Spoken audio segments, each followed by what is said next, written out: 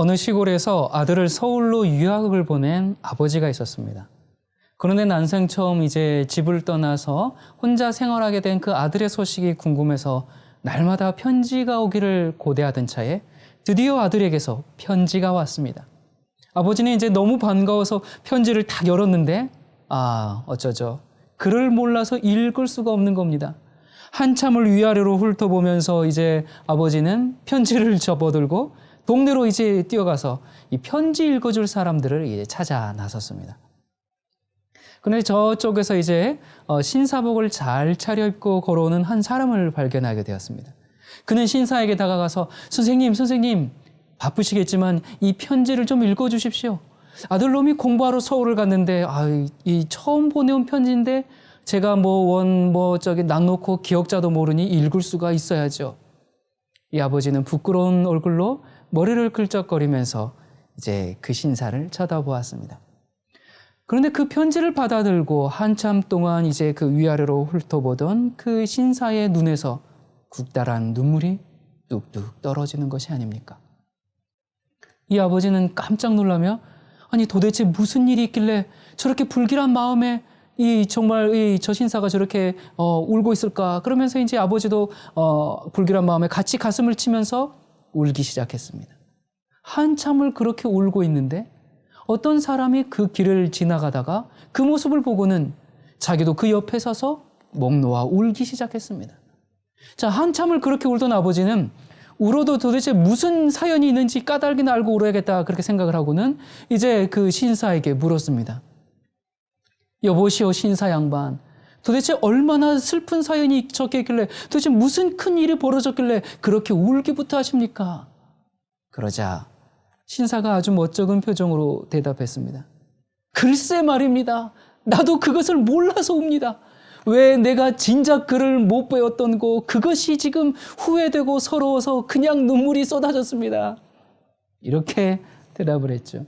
아버지는 기막힌 얼굴로 그 신사를 쳐다보다가 이번에는 지나가다가 그냥 운 사람에게 당신은 왜 울었는지 물었습니다. 이 신사 양반은 그런 사정으로 울었는데 당신은 왜 울었어? 그러자 이 길소는 나는 두 분이 하도 서럽게 울고 있길래 여기는 울고 지나가야 하는 그런 길목인 줄 알고 울었지요. 예. 여러분은 어떻게 예수님을 믿게 되셨습니까? 여러분 중에 예수님 본 사람 있으신가요? 없으시죠. 그런데 얼마나 많은 사람들이 예수님을 믿고 있습니까? 도대체 무엇을 보고, 도대체 무엇 때문에? 여러분, 우리가 예수님을 왜 믿게 되었는지 한 번쯤 짚어보고 확인하는 일은 결코 나쁘지 않을 것입니다. 또 예수님을 믿지 않은 사람들은 어떻게 예수님을 믿어야 하는지에 대한 분명한 대답도 될 것입니다. 그래서 이 시간은 믿는 사람이나 믿지 않는 사람이나 모두에게 필요한 시간입니다. 어떻게 예수님을 믿으십니까?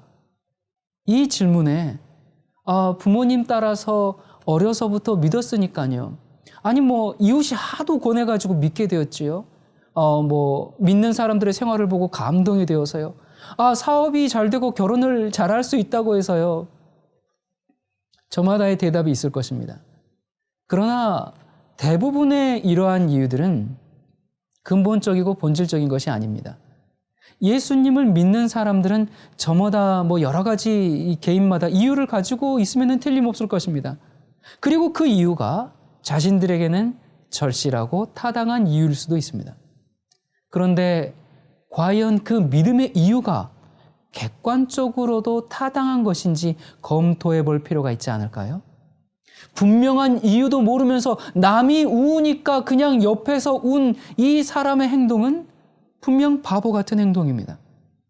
그런데 오늘날 많은 사람들이 이처럼 믿고 있다고 말하면 지나친 표현일까요? 자, 그런데 말이죠. 예수님을 보지 못하고 또 그 목소리를 듣지 못하고 믿는 일은 오늘날 우리들만의 일이 아닙니다. 베드로는 이렇게 편지했습니다. 베드로전서 1장 8절에 여러분은 예수 그리스도를 한 번도 뵌 적이 없는데도 사랑하고 있습니다. 지금 그분의 모습을 보고 있는 것도 아니면서 그분을 믿고 있습니다. 지금 여러분은 땅 위에서 살고 있지만 말로는 다 표현할 수 없는 하늘로부터 오는 기쁨으로 행복감에 젖어 있습니다.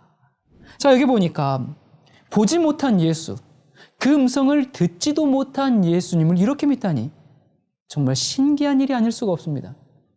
그러므로 내가 왜 믿는지, 또 왜 믿게 되었는지 그 믿음의 확실하고 타당한 이유를 찾아보는 일은 반드시 해야 할 일입니다. 여러분, 사도행전 16장을 읽으면요, 사도 바울이 빌립보에서 이제 그 감옥에 갇힌 사건이 벌어지죠. 그날 밤에 바울과 실라가 기도하고 찬미를 할 때 지진이 나면서 옥문이 다 열리고, 그리고 어떻게 됩니까? 이 죄수들의 이제 매인 것들이 다 풀리는 그런 일이 일어났죠. 이제 간수는 이 죄수들이 다 탈옥했구나 했겠다, 이제 그렇게 생각하면서 그 책임을 면치 못할 것을 알고 자결하려고 했습니다. 그때 바울이 뭐라고 얘기합니까? 너의 몸을 상하게 하지 마라, 우리가 다 여기 있다, 그렇게 이야기를 하죠. 옥문이 열리고 죄수들의 매인 것이 다 풀어졌는데 죄수들이 하나도 탈옥하지 않고 그냥 감옥에 있다는 것은 정말 보통 일이 아니죠. 자, 그래서 간수가 이제 바울과 실라에게 얘기하죠. 선생님들, 내가 어떻게 하여야 구원을 얻겠습니까? 그렇게 물었습니다. 여러분, 이때 바울이 한 대답이 아주 유명한 대답이 있죠. 집집마다 이렇게 액자에 많이 걸어져 있는 그 말씀입니다. 이때 바울이 무슨 얘기를 합니까? 주 예수를 믿으라. 그리하면 너와 내 집이 구원을 얻으리라. 여러분, 이 말씀은 오늘날 전도자들이 많이 이용하는 말씀 중에 하나죠. 그런데 생각해 보면요, 이 말씀은 상당히 막연한 말씀인 것 같습니다. 예수님을 믿으라. 근데 예수님을 믿으라고만 말했지 어떻게 믿으라? 그렇게 가르쳐주지 않고 있기 때문입니다. 만약에 이 말씀이 그냥 정말 이것으로만 끝났다면 정말 막연한 권고로 끝나고 말았을 겁니다. 그런데 성경은 그렇게 끝내지 않았습니다. 자, 사도행전 16장 31절 32절, 주 예수를 믿으라. 그리하면 너와 내 집이 구원을 얻으리라 하고, 그 다음에 주의 말씀을 그 사람과 그 집에 있는 모든 사람에게 전하더라. 어떻게 했다고요? 그러니까 어떻게 믿을 수 있는지 그 방법을 가르쳐 줬다, 그 말입니다. 어떻게 해요? 주의 말씀요, 그 성경 말씀을 통해서 믿을 수 있다라는 사실을 분명하게 한 겁니다. 여러분, 그렇습니다. 오늘날 우리가 보지도 못하고 또 그 목소리를 듣지도 못한 그 예수님을 믿을 수 있는 유일한 길은 기록된 주의 말씀, 곧 하나님의 말씀인 성경을 공부함으로 가능한 겁니다. 여러분, 성경은 이렇게 얘기하죠. 로마서 10장 17절에 그러므로 믿음은 들음에서 나며 들음은 그리스도의 말씀으로 말미암았느니라. 여러분, 예수 그리스도께서 승천하신 후로 예수님을 만날 수 있는 유일한 장소는 어디예요? 성경 말씀입니다. 오직 성경에서만 예수님을 믿는 그 믿음을 배울 수가 있습니다. 그러므로 성경을 떠나서 예수 믿는 믿음을 이야기한다는 것은 마치 나무에 올라가서 물고기를 잡으려 하는 것과 같이 말도 안 되는 소리죠. 성경의 가르침을 따라서 비로소 우리는 예수님을 바르게 믿을 수가 있습니다. 요한복음 5장 39절에 너희가 성경에서 영생을 얻는 줄 생각하고 성경을 상고하거니와 이 성경이 곧 내게 대하여 증거하는 것이로다. 여러분, 이 말씀은 예수님께서 예수님을 만날 수 있는 곳이 어디다, 그것을 친히 가르쳐준 말씀입니다. 여러분, 아무리 우리가 기이하고 굉장한 체험을 한다 할지라도, 또 심지어 죽은 사람을 살린 그런 이적이라 할지라도 그것이 성경적이 아니면 예수님과는 상관없는 체험이고 하늘에서 온 기적이 아닙니다. 예수님을 믿는 사람들은 이 사실을 이해하고 깨달아야 합니다. 죽은 자가 살아나는 이적이 있을지라도 그 증언이 성경 말씀과 일치하지 않으면 그것이 예수님을 믿는 그 믿음의 도리를 증거하는 것은 아닙니다. 여러분, 예수님은 이런 사실을 당신의 이제 그 부활과 관련한 사건에서도 분명하게 기록하게 하셨어요. 자, 부활하신 그 일요일 오후에 엠마오로 가는 두 제자에게 그 나타나신 사건. 여러분, 이거 우리가 잘 알고 있는 사건이죠. 자, 그때 그 제자들은 예수님께서 십자가에 못 박히신 것 때문에 굉장히 이제 슬픔에 쌓여서 집으로 터덜터덜 걸어가고 있었습니다. 그때 부활하신 예수님이 그들에게 다가와서 이렇게 얘기하죠. 너희가 지금 길 가면서 서로 주고받고 하는 이야기가 무엇이냐라고 그렇게 물으셨습니다. 그러자 이제 제자들이 무슨 얘기합니까? 예수님이 며칠 전에 당국자들에게 이제 잡혀서 죽으셨다 그 얘기를 하고, 오늘 아침에 어떤 여자들이 예수님이 살아나셨다 그런 이야기를 하더라. 막 이제 그런 이야기를 이제 나누었죠. 그러면서 정말 그것은 도무지 믿을 수 없는 일이라 뭐 그렇게 이제 얘기를 한참 나누고 있었습니다. 여러분, 생각해 보십시오. 이때 예수님이 그들에게 보아라, 내가 바로 부활한 예수다, 그렇게 말씀하시면서 손과 발에 못자국을 보여주시고 그들의 이름을 부르시면서 정말 탁 뜨겁게 포옹을 하셨다면 얼마나 좋았겠습니까? 그런데 예수님은 그렇게 하지 않으셨습니다. 오히려 그들이 성경을 믿지 않음을 책망하시고 그들의 관심을 성경으로 집중시키셨죠.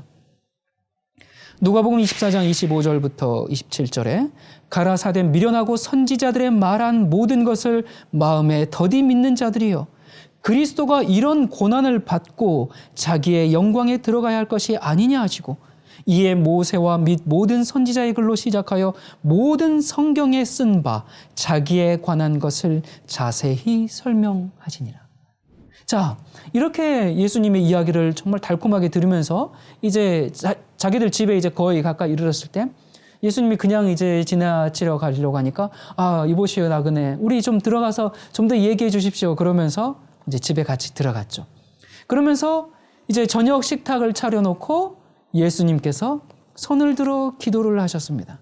그때 제자들은 아마 그 손의 못자국을 분명히 볼 수 있게 되었을 겁니다. 그제서야 제자들은 이분이 바로 부활하신 예수님이구나 그걸 깨닫고 정말 이제 예수님, 주님 딱 그렇게 부르려고 하는데 예수님이 그들의 눈앞에서 사라지고 없었습니다.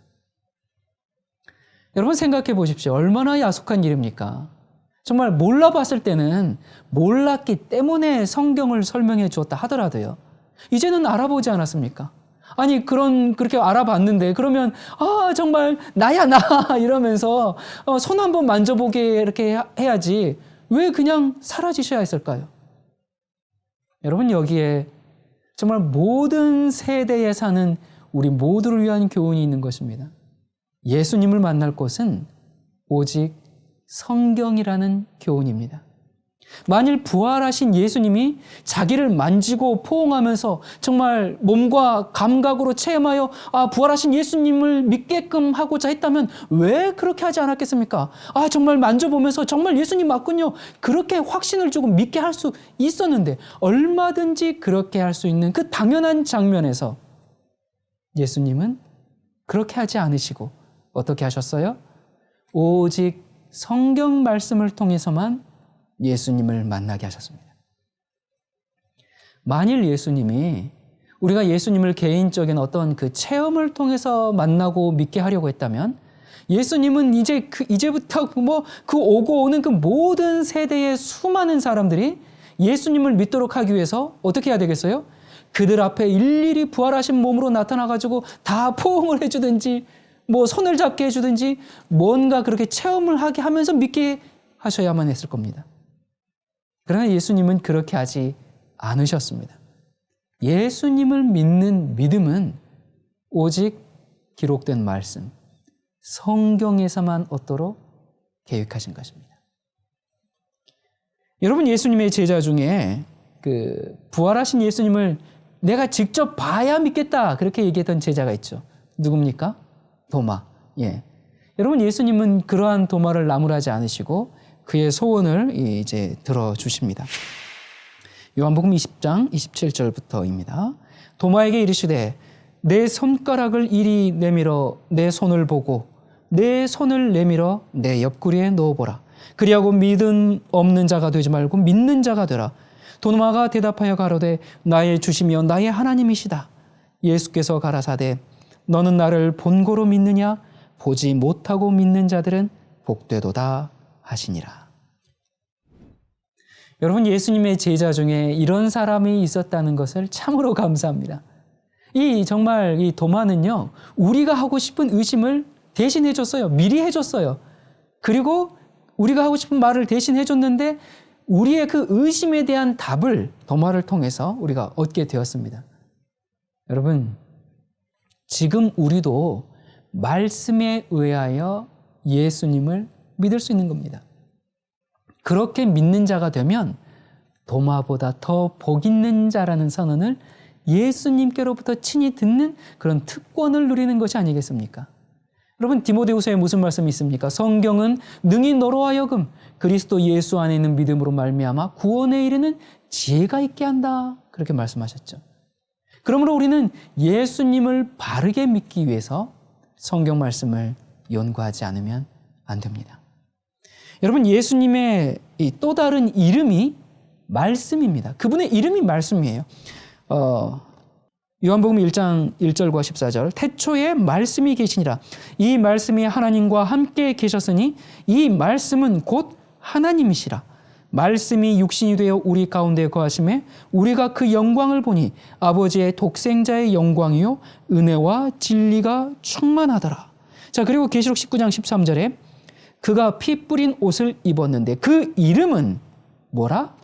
하나님의 말씀이라 칭하더라.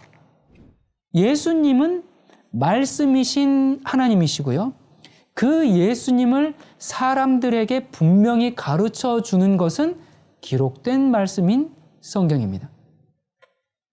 그러므로 우리는 성경을 떠나서 예수님을 만날 수가 없고 성경을 떠나서 예수님을 믿을 수가 없습니다. 예수님은 바로 그 자신이 바로 말씀이신 하나님이십니다. 그 말씀이신 하나님이 육신, 곧 사람이 되어 세상에 오셨습니다. 그런데도 그가 세상에 사실 때 얼마나 철저히 기록된 말씀을 의지하며 사셨습니까? 사단에게 시험을 받으시던 그 광야에서도 예수님 어떻게 그 마귀의 유혹을 물리치셨어요? 기록되었으되라고 그 시험을 물리치셨죠. 또 이 땅에 사실 때 누가 무슨 질문을 할 때도 항상 어떻게 대답하셨는지 아십니까? 항상 기록된 성경의 말씀으로 대답하셨습니다. 누가복음 10장 26절에 보면 율법에 무엇이라 기록되었으며 내가 어떻게 읽느냐? 또 마태복음 21장 42절에 너희가 성경에 읽어본 일이 없느냐? 마가복음 7장 6절에 이사야가 잘 예언하였도다 기록하였으되 요한복음 6장 45절에 선지자의 글에 저희가 다 하나님의 가르치심을 받으리라 기록되었은즉. 자, 여러분 이렇게 보면 우리는 성경에서 진짜 예수님을 만날 수가 있고요. 그래서 우리가 예수님을 믿는 것은 바로 그 말씀을 믿는 것이 되는 겁니다. 그리고 그 믿는 사실을 드러내는 것은 내가 믿는다. 그건 어떻게 드러내는가? 그 말씀대로 순종하는 생활 태도입니다. 내가 말씀을 믿는다. 예수님을 믿는다. 그럼 믿는다는 걸 어떻게 한다고요? 말씀대로 사는 태도. 그러므로 우리가 예수님을 바르게 믿는 것은요, 성경에 기록된 대로 믿고 기록된 대로 순종하며 기록된 대로 신앙을 고백하는 겁니다. 그래서 성경은 우리에게 부지런히 성경을 공부하라고 이야기합니다. 사도행전 17장 11, 12절에 베레아 사람들은 데살로니카에 있는 사람보다 더 신사적이어서 간절한 마음으로 말씀을 받고 이것이 그러한가 하여 날마다 성경을 상고함으로 그 중에 믿는 사람이 많고. 또 신명기 6장 6절에도 오늘날 내가 내게 명하는 이 말씀을 너는 마음에 새기고 내 자녀에게 부지런히 가르치며 집에 앉았을 때든지 길에 행할 때든지 누웠을 때든지 일어날 때든지 이 말씀을 강론할 것이며, 또 신명기 4장 2절에 내가 너희에게 명하는 말을 너희는 가감하지 말고 내가 너희에게 명하는 너희 하나님 여호와의 명령을 지키라, 이렇게 부탁을 합니다. 여러분, 우리가 어떻게 예수님을 믿을 수 있습니까? 지금쯤은 이제 대답하실 수 있으시겠죠? 성경 말씀을 듣고 읽고 배우고 순종함으로 믿을 수가 있습니다. 성경을 떠나서 예수님을 믿을 길은 결코 없습니다. 이적과 체험이 이 믿음을 바르게 가르쳐 주는 것도 아니고, 소위 사람들이 받았던 계시도 그 자체가 믿음을 바르게 가르쳐 주는 것이 아닙니다. 예레미야 23장 25절 26절에 보면 이런 말씀이 있습니다. 나의 이름을 팔아 거짓말로 예언하는 자들이 있다. 내가 꿈에 보았다. 내가 꿈에 계시를 받았다 하고 주장하는 말을 내가 들었다. 이 예언자들이 언제까지 거짓으로 예언을 하겠으며 언제까지 자기들의 마음속에서 꾸며낸 환상으로 거짓 예언을 하겠느냐. 여러분, 오늘날 참 내가 꿈을 꾸었습니다. 또 계시를 받았습니다. 환상을 보았습니다. 그런 사람들이 참 많아요. 그런데 정말 믿을 것이 못 됩니다. 그것이 성경과 일치하는지 정말 철저히 검증한 후에 간증해야 될 겁니다. 이게 뭐라고 했어요? 나의 이름을 팔아서 거짓말로 예언하는 자들이 있다. 내가 꿈을 꾸었다. 계시를 받았다. 환상을 보았다. 이런 말을 하는 사람들이 있다. 이 사람들이 언제까지 거짓말을 하겠느냐? 자기들의 마음속에서 꾸며낸 환상으로 거짓 예언을 하고 있다. 그렇게 이야기하지 않았습니까? 여러분, 정말 이러한 이야기들을 우리가 성경 말씀으로 철저히 검증해야 합니다. 그렇지 않으면 그 계시와 꿈이 오히려 하나님을 믿지 못하게 하고 성경을 믿지 못하게 하는 것이 됩니다. 이사야 8장 20절에 무슨 말씀이 있습니까? 마땅히 율법과 증거의 말씀을 쫓으니 그들의 말하는 바가 이 말씀에 맞지 아니하면 그들이 정령이 아침빛을 보지 못한다 그랬습니다. 성경이 가르쳐 주는 대로 예수님을 전하지 않으면 하나님의 말씀을 혼잡하게 하는 자가 되고 다른 예수, 다른 복음, 다른 영을 전하는 그런 자가 되고 맙니다. 예수님을 잘못 믿게 하는 자가 된다 그 말입니다. 여러분, 이런 일은 지금뿐만이 아니고 사도들 당시에도 있었습니다. 고린도후서 11장 4절에 보면 만일 누가 가서 우리의 전파하지 아니한 다른 예수를 전파하거나 혹 너희의 받지 아니한 다른 영을 받게 하거나 혹 너희의 받지 아니한 다른 복음을 받게 할 때에는 너희가 잘 용납하는구나. 다른 예수라니, 예수가 여럿 있단 말입니까? 그렇습니다. 가짜 예수가 있단 말입니다. 언뜻 보기에는 꼭 예수 같은데 자세히 살펴보면 예수 아닌 예수가 허다합니다. 여러분, 성경 66권은 예수님의 완전한 모습을 우리에게 전해줍니다. 이미 말한 대로 예수님의 이름이 뭐라고요? 예수님의 이름이 말씀이에요. 그렇기 때문에 우리가 예수님을 믿는다라고 말할 때는 뭘 믿는다? 말씀을 믿는다 그 말입니다. 근데 예수님을 믿는다 하면서 말씀은 안 믿어. 여러분, 그건 예수님 믿는 거 아닙니다. 예수님의 이름이 말씀인 것처럼 그 기록된 말씀은 말씀이신 예수님을 완전히 전해주는 예수님의 초상화라고 할 수 있습니다. 사람의 사상으로 성경에 가감하는 것은 예수님에게 가감하는 것과 같습니다. 예수님의 눈을 하나 빼버리거나 손가락 하나를 덧붙여 놓거나 그렇게 하는 것과 같다 그 말입니다. 여러분, 이런 것은 다른 예수님을 전하는 것입니다. 이 중국의 4대 미녀 중에 한 명으로 추앙받고 있는 이 왕소군이라는 여인이 있었습니다. 이 한나라 원제 때, 이제 그 원제 임금 때 궁녀로 입고를 했는데 한 번도 황제의 부름을 받지 못했습니다. 이제 그때 당시 황제가 일일이 후궁의 얼굴을 보고 확인할 수가 없으니까 이제 화가를 시켜가지고 후궁들의 초상화를 그리면 그 그림을 보고 이제 그날 머무를 그 후궁의 처소를 이렇게 정했는데요. 그때 이제 지금처럼 그런 게 사진이 없으니까 일종의 이제 그려서 만든 사진 목록 앨범입니다. 이제 카메라가 없었으니까 초상화로 대신한 것이죠. 자, 이제 그래서 이제 궁녀들은 정말 이 황제에게 간택되기를 그렇게 소원했어요. 왜냐하면 한번 간택이 되면 신분이 격상되고요. 모든 정말 궁중 생활에서 이제 파격적인 대우를 받기 때문에 이 후궁들은 너도 나도 할 것 없이 이제 화공에게 이 자신의 초상화를 잘 그려줄 것을 부탁하면서 막대한 뇌물을 이제 갖다 바쳤죠. 뇌물 액수가 크면 추녀라도 초상화에서는 미녀로 둔갑합니다. 이제 뽀샵의 원조가 여기서부터 이제 시작한 것이죠. 자, 그러니까 이 궁녀의 운명은 누구한테 달렸어요? 이 화공의 붓끝에 달린 셈입니다. 그런데 그 와중에 오직 한 사람 이 왕소군만은 이제 화공에게 뇌물을 바치지 않았습니다. 이런 왕소군을 괘씸하게 여긴 화공이 이제 왕소군의 얼굴에다 그냥 점을 찍고 뭐 눈도 삐뚤게 놓고 아주 그냥 장난을 쳐가지고 황제에게 바쳤습니다. 자, 그러던 어느 날 유목민족인 그 흉노족의 이제 수장이 황제를 아련하러 궁궐에 왔습니다. 그래서 이제 황제를 이렇게 만났는데 하는 말이 이제 이 한나라 황실과 혼인 관계를 맺고 싶다, 그런 제안을 하게 됩니다. 이 황제는 이제 흔쾌히 허락을 하죠. 그때 당시에는 이제 흉노족들과 이렇게 평화롭게 지내기 위해서 궁녀나 또는 귀족의 딸을 시집으로 이제 보내기도 했기 때문에 뭐 늘 있는 이제 관습 중에 하나였죠. 그래서 이제 황제는 자신이 이제 데리고 있는 후궁 그 이제 사진 앨범을 그림 앨범을 쭉 열어가지고 거기서 가장 못생긴 왕소군을 골랐습니다. 그래서 그를 불러오라고 했죠. 그런데 두둥 왕소군이 등장했는데요.